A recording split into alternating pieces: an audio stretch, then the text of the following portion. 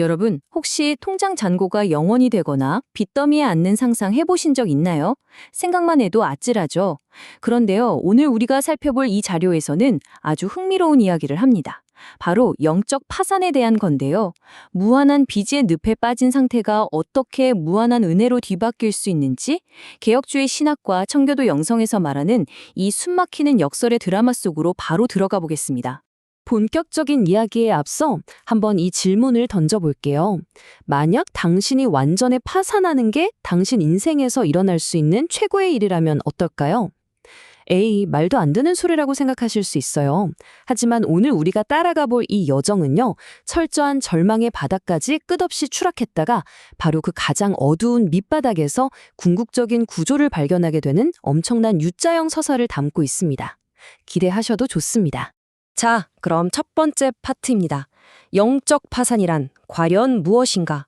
우리 영혼의 상태를 철저하게 회개 감사해보는 시간입니다.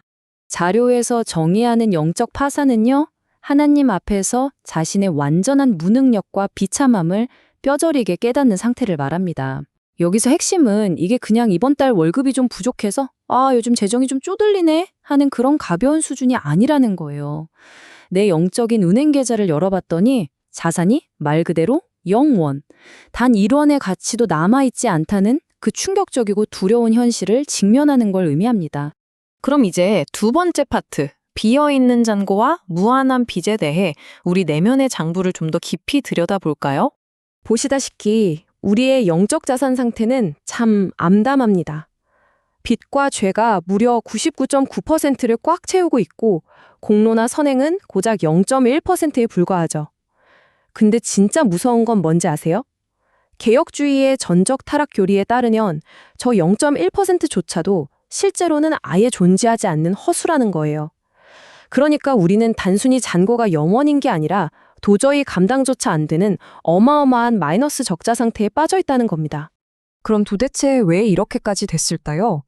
바로 포괄적 부패 때문입니다.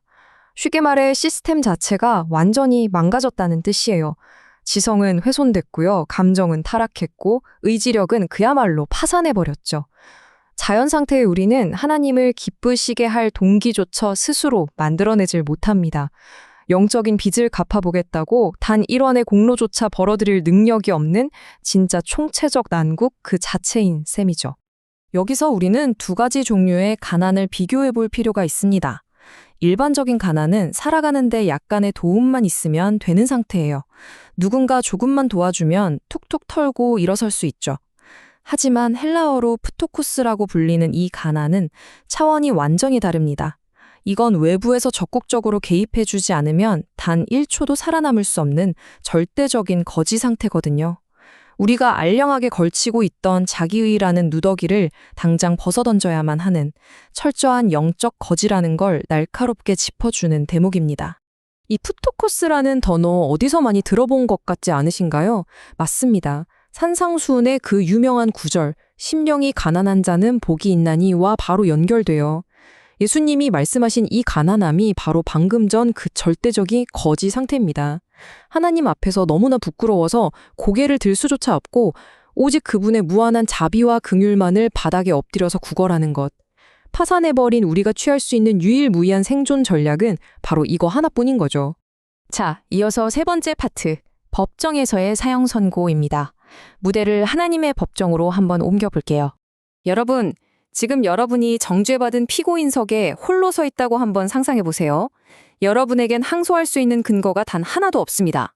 그런데 빚은 무한대예요. 수십 번, 수백 번을 다시 태어나서 뼈 빠지게 일해도 절대 갚을 수 없는 어마어마한 규모죠.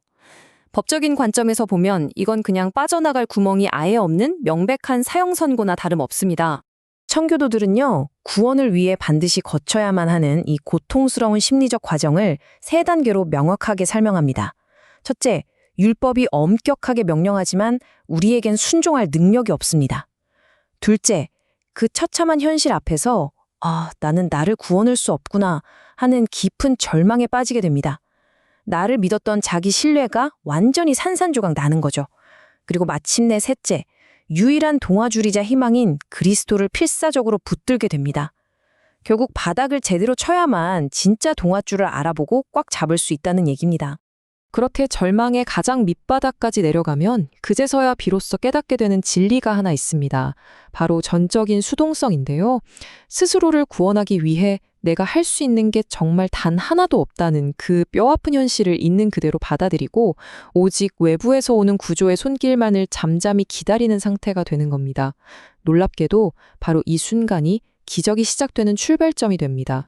이제 드디어 반전의 시간입니다. 네 번째 파트, 파산의 역설적 축복.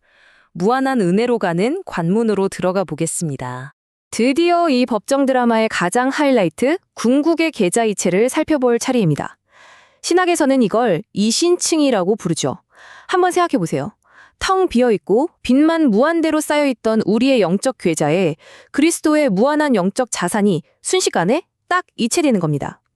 심판받아 마땅했던 우리의 비참한 상태가 그리스도의 완벽한 의로움으로 완전히 덮어지는 거예요. 외부로부터 온 이 어마어마한 구제 금융이 우리의 빚을 단숨에 탕감해주는 것. 이게 바로 영적 파산자만이 누릴 수 있는 진짜 압도적인 축복인 거죠. 청교도들은 이토록 깊고 철저한 영적 파산의 경험을 낮아짐, 즉 휴밀리에이션이라고 불렀습니다. 하늘의 진짜 위로를 경험하기 위해 우리 마음속에 아주 견고하게 세워져 있던 교만의 성을 박살내는 작업인 거예요. 이렇게 처절하게 파산해본 사람은요, 평생 겸손할 수밖에 없습니다. 왜냐?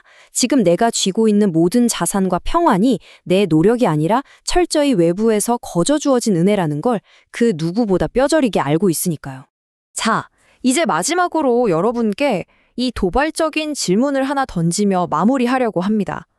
만약 당신의 영적인 두 손에 당신 스스로 만들어낸 그 얄팍한 의로움이 꽉 쥐어져 있다면 도대체 어떻게 그 무한한 은혜의 부요함을 넘겨받을 수 있겠습니까? 내 주머니가 완전히 텅 비워져야만 비로소 하나님의 은혜가 차고 넘치게 채워질 수 있습니다. 참된 영적 부요함은 내 완벽한 영적 파산을 인정하는 바로 그 순간부터 시작된다는 이 위대한 역설을 꼭 기억해 보시기 바랍니다.